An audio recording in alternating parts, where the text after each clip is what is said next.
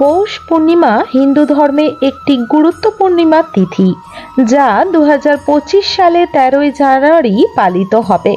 এই দিন দেবী লক্ষ্মীর কৃপা লাভের জন্য কিছু বিশেষ উপায় ও টোটকাটি পালন করলে সদা মা লক্ষ্মী আপনার ঘরে নিবাস করবেন এবং মা লক্ষ্মীর অশেষ আশীর্বাদ ও ভালোবাসা আপনার গৃহে সর্বদা স্থায়ী হবে এবং মা লক্ষ্মীর আশীর্বাদে দিন দুগুনি ও রাত চগুনি আয় ইনকাম পথ নতুন নতুন খুলবে ও প্রচুর পরিমাণে অর্থ লাভের সম্ভাবনা থাকবে।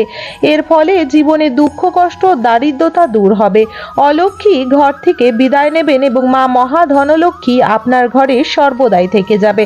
তার জন্য বিশেষ কিছু উপায় রয়েছে, সেগুলি সর্বপ্রথম আগে করণীয় এবং তারপরে যদি আপনারা এই দিন মা লক্ষ্মীর কাছে মহা ধন সম্পদ সৌভাগ্য বসতি করার জন্য আপনার বাস্তুতে আপনার ভাগ্যে আপনার ঘরে মা লক্ষ্মীর সামনে একটি তামা বা কাঁসা বা মাটির ঘটে যদি এই কার্যটি বা উপায়টি করে রাখতে পারেন, তাহলে আপনি আপনার ঘরে অর্থের অভাব কোনোদিনও দেখতে পারবেন না।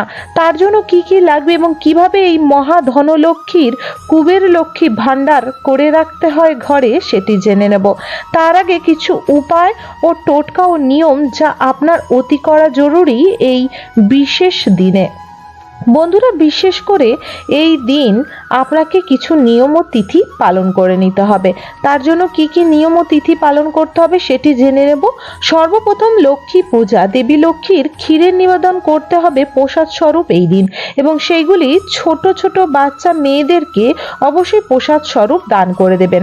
স্নান ও দান, ভোরের পবিত্র নদীতে স্নান করুন। যদি সম্ভব না হয় তাহলে ঘরের স্নান করার জলে গঙ্গা জল মিশ্রিত করবে, পূর্ব দিকে মুখ করে হর হর গঙ্গে বলে স্নান করুন এবং স্নান করার পর তামার ঘটে জল এবং কালো তিল, লাল ফুল ও সামান্য সিঁদুর বা লাল চন্দন জলে মিশ্রিত করে অর্ঘ্য দিন অবশ্যই সূর্যদেবকে এবং সদা সৌভাগ্যবতী হবার আশীর্বাদ ওনার থেকে চেয়ে নিন এবং স্নান আদি ও ফুলের বিশেষ পূজা পাঠ করার পর ও সূর্যদেবকে অর্ঘ্য অর্পণ করার পর আপনি কিছু অভাবীদের মধ্যে তিল, গুড়, চাল, আটা ইত্যাদি, এছাড়া কালো কম্বল, সাথে কালো তিল ও কিছু শাক সবজি ফল দান করা উচিত, এতে ভাগ্য খোলে। বন্ধুরা, বিশেষ করে আপনারা এই দিন অবশ্যই এই কার্যটি করবেন এবং তার আগে জেনে নেব পূর্ণিমার তিথিটি কখন পড়ছে। বন্ধুরা, পৌষ মাসের বিশেষ করে শুক্লা পক্ষে পূর্ণিমার তিথি 13ই জানুয়ারি 2025 ভোর 5টা 3 মিনিট থেকেই শুরু হচ্ছে, যা 14ই জানুয়ারি 2025 ভোর 3:56 শেষ হয়ে যাবে। বন্ধুরা, পৌষ পূর্ণিমার দিন সকালে স্নান করে পরিষ্কার বস্ত্র ধারণ করুন। চেষ্টা করুন মা দেবী লক্ষ্মীর পছন্দের বস্ত্র হলুদ, লাল, গোলাপি, অরেঞ্জ এবং সবুজ রঙের বস্ত্র ধারণ করা এবং তারপরে কপালে হলুদের তিলক এবং সিঁদুরের ফোঁটা, তার উপরে কিছু আতপ, গোটা চাল, আদো ভাঙা না হয়, পোকা ধরা বা খারাপ না হয়, ভালো চাল 3টি বা 5টি বা 9টি কপালে তার সঙ্গে অবশ্যই তিলকের সঙ্গে পড়ুন। এর ফলে আপনার ভাগ্য সৌভাগ্যতে বদলে যাবে। সাথে আপনাকে করতে হবে কিছু বিশেষ উপায় ও কারিকার্য।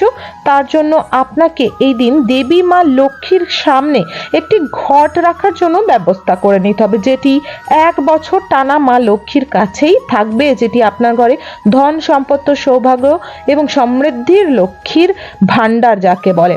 অর্থে এই লক্ষ্মী ঠাকুর আমাদের বিশেষ ধনলক্ষ্মীর কোলে দেখবেন বিশেষ করে ঘর থাকে যার মধ্যে ধন সম্পত্তি সৌভাগ্য থাকে, কোজাগরী লক্ষ্মী এবং সব লক্ষ্মীর কাছেই একটি ঘর থাকে।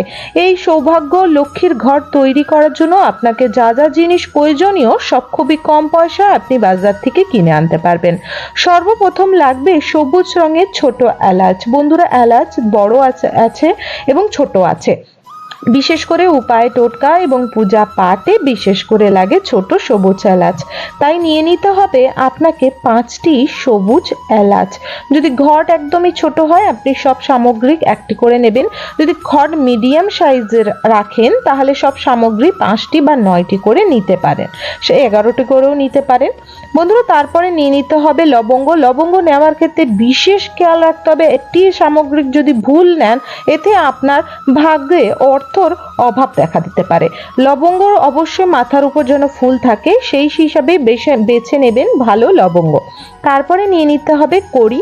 বন্ধুরা, লক্ষ্মী কড়ি অতি ভালো। কড়ি মা লক্ষ্মীর অতি পছন্দের এবং মা লক্ষ্মীর প্রতীক, অর্থের প্রতীক। আগেকার দিনে অর্থর বিশেষ রূপে ব্যবহৃত করা হতো কড়ি, তাই কড়িকে টাকা পয়সা মূল্যেই সম্মানযোগ্য করা হয়। কড়ি আপনাদের নিয়ে নিতে হবে 5টি এবং 5টি নিতে হবে গোমতী চক্র। এই কড়ি, গোমতী চক্র এইসব জিনিসগুলি আপনারা দশকর্মা ভাণ্ডারে খুবই সহজেই 1-2 টাকা মূল্যে কিনতে পেয়ে যাবেন। আপনাকে খুবই ভালো করে বেছে সুন্দর সুন্দর নিয়ে আসতে হবে। ভাঙা ফাটা এইসব জিনিসগুলি একদমই পূজার ক্ষেত্রে ব্যবহার করার যোগ্য নয়। কোনো জিনিস ভেঙে যাওয়া বা খণ্ডিত হয়ে যাওয়া পুজোর ক্ষেত্রে ব্যবহৃত করা যায় না। তাই গোমতী চক্র ও কড়ি আপনাকে নিয়ে নিতে হবে। নিয়ে নিতে হবে কমল গাঁঠা বা কমলের দানা। কমল ফুলের বা পদ্ম ফুলের যে দানা, এটি আপনি সচরাচর যেখানে কড়ি নেবেন সেখানেই পেয়ে যাবেন। এগুলি সব মা লক্ষ্মীর প্রতীক এবং মা লক্ষ্মীর কৃপা দৃষ্টি এর মধ্যে রয়েছে। এটি আপনার ঘরে থাকলে নানা রকম বাস্তু দোষ, ভক্তদের জীবনে নানা রকম যে ঘটনা ঘটে থাকে সেগুলির হাত থেকে রক্ষা পাবে, সাথে জীবনে চলার পথে দুঃখ কষ্ট দারিদ্রতার হাত থেকেও রক্ষা পাবেন। নিতে হবে গোটা হলুদ। আপনারা কড়ি, গোমতী চক্র, গোটা হলুদ, কমলগাঁটা একটি করে নিতে পারেন। এগুলি একটি করে নেবেন এবং এলাচ ও লবঙ্গ আপনারা 5টি করে নিতে পারেন, বা সব সামগ্রীকেও আপনারা 5টি করে নিতে পারেন। এরপরে নিতে হবে গোটা সুপুরি। সুপুরিও আপনাদেরকে নিয়ে নিতে হবে একটি বা 5টি বা 3টি। সব থেকে ভালো হয় যদি একটি করে সবকিছু নেন এবং এলাচ ও লবঙ্গ 5টি করে নেবেন। তারপরে নিয়ে নিতে হবে চাল। আতপ চাল নিয়ে নিতে হবে আপনাকে 5টি বা 108টি। নিয়ে নিতে হবে একটি 1 টাকার কয়েন। এগুলি সব ভরার পর আপনাকে এর মধ্যে ভালোভাবে একটি লাল ফুলের পাপড়ি, বেশি ফুল দেবেন না, ফুলটি পচে সামগ্রিকগুলো নষ্ট হয়ে যেতে পারে। গাঁদা ফুলের সামান্য একটি পাপড়ি ওর মধ্যে দিয়ে তারপরে সামান্য গঙ্গা জল ছিটিয়ে ধূপ ও প্রদীপ দেখিয়ে তারপরে লাল চেলি কাপড় দিয়ে ভালো করে মুখটি টাইট করে বেঁধে দেবেন এবং তারপরে সেই ঘটের মধ্যে স্বস্তিক বা নারায়ণ মঙ্গল চিহ্ন অঙ্কন করে নেবেন এবং তারপরে মা লক্ষ্মীর পাশে একটি চাল বা ধান দিয়ে অষ্টকমল বানাবেন। অষ্টকমল যারা না বানাতে পারেন একটু চাল বা ধান রেখে সেটি আঙুল দিয়ে গোল করে আঙুল দিয়ে 4খানা বা 8খানা দাগ দিয়ে দেবেন, তাহলে অষ্টকমল তৈরি হয়ে যায়। সেটিও করা সম্ভব না হলে সামান্য চাল রেখে তার উপরটা ওম মহালক্ষ্মী নমো নমঃ, ওম মহালক্ষ্মী নমো নমঃ বা ওম মহালক্ষ্মী নমো নমঃ এইটি বলে দেবেন। 3 বার বলার পর উলু দিয়ে মা লক্ষ্মীর মঙ্গল ঘরটি বসাবেন এবং বসানোর সময় মা লক্ষ্মীর কাছে প্রার্থনা করবেন, হে মা মহালক্ষ্মী, এই ঘট সহ তুমি আমার ঘরে নিবাস করো এবং আমার পূজা পাঠে সন্তুষ্ট হয়েও আমার সংসারকে নারায়ণ লক্ষ্মী তোমরা দুজন আমার এই সংসারে দুইজনেই অবশ্যই তোমাদের আশীর্বাদ কৃপা লেখো এবং মা লক্ষ্মী নারায়ণ সহ আমার এই ঘরে নিবাস করো। আমাদের ঘরে সুখ শান্তি সমৃদ্ধি আয় উন্নতি সৌভাগ্যে ভরে দিও। সবাই যেন অর্থনৈতিক উন্নতিতে জীবন কাটাতে পারি এবং দুঃখ কষ্ট দারিদ্রতার হাত থেকে রক্ষা করো। অকাল বিপদ আপদ ও মৃত্যুর হাত থেকেও রক্ষা করো। জীবনে যা পাপ করেছি তার হাত থেকেও রক্ষা করো। এই বলে আপনারা ওইটি বসাবেন এবং তারপরে আপনাদের কাছে যদি মালা জপ করার জন্য থাকে অতি উত্তম, যদি না থেকে থাকে বন্ধুরা আপনারা 108 বার হাতে একটি লাল গোলাপ বা লাল জবা বা লাল রঙের ফুল সাথে দুর্বা 3টি বা 9টি নিয়ে ওম মহালক্ষ্মী নমো নমঃ মন্ত্রটি পাঠ করবেন 108 বার। তারপরে মায়ের চরণে দিয়ে ধূপ ও ঘিয়ের প্রদীপ মাকে আরতি করবেন। তারপর উলু ও ঘন্টা বাজিয়ে মাকে প্রণাম সেরে পুজো আপনার সম্পূর্ণ করবেন।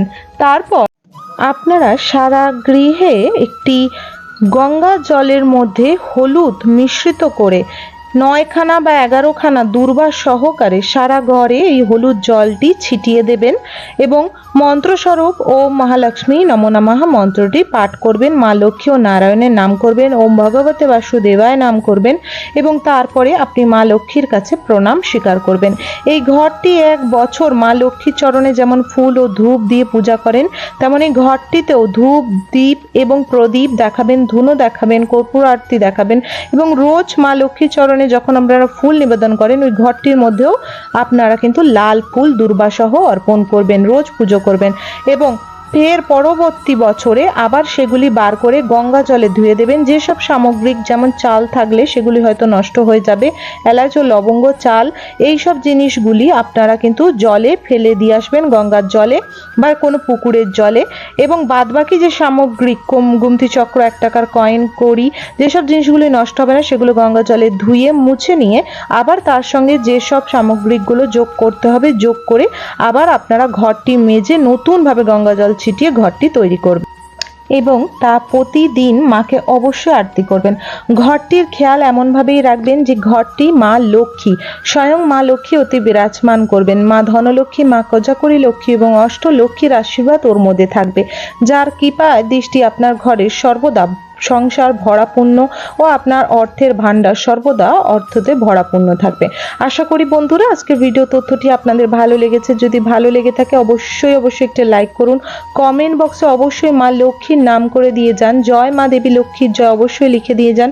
মা লক্ষ্মীর আশীর্বাদে আপনার সংসার সুখ শান্তি সমৃদ্ধিতে সর্বদাই ভরাপূর্ণ থাকবে। সাথে অবশ্যই চ্যানেলটিকে সাবস্ক্রাইব করে রাখুন আপকামিং পূজা পাঠ, তন্ত্রকথা, জ্যোতিষশাস্ত্র, বাস্তু টিপস, টোটকা উপায় দেখার জন্য। হরে কৃষ্ণা, রাধে রাধে, জয় লক্ষ্মী নারায়ণের জয়।